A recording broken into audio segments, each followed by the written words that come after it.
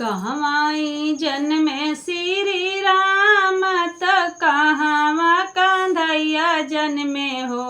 सखी कहवा ही जन्मे गणेश तीनहु घर सोहर हो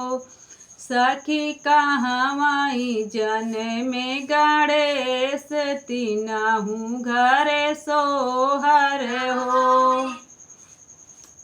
कहवाई जन्मे श्री राम त कहवाई कंधैया जन्मे हो सखी कहवाई जन्मे गणेश की तीनों घर सोहर होई हो आवध में जन्मे श्री राम त गोकुल कंधैया जन्मे हो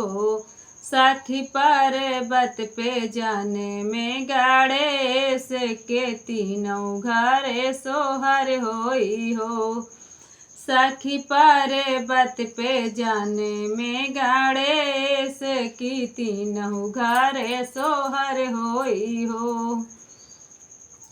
केकरा से जन्मे रामचंद्र तो केकरा कंधैया जन्मे हो सखी केकरा से जन्मे गणेश की तीनों घर सोहर होई हो कौशल्या से जन्मे श्री राम यशोदा से कंधैया जन्मे हो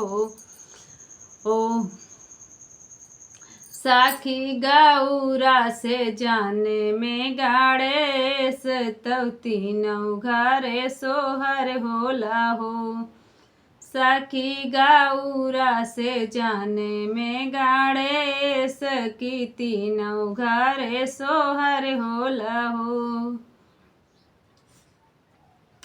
कवन गाड़ी जन्मे श्री रामचंद्र कवन घड़ी कंधैया जन्मे हो सखी कवन घड़ी जन्मे गणेश की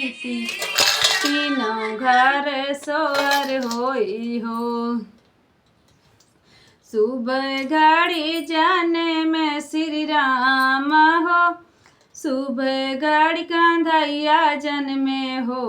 सखी शुभ घड़ी जन्मे गणेश की तीनों घर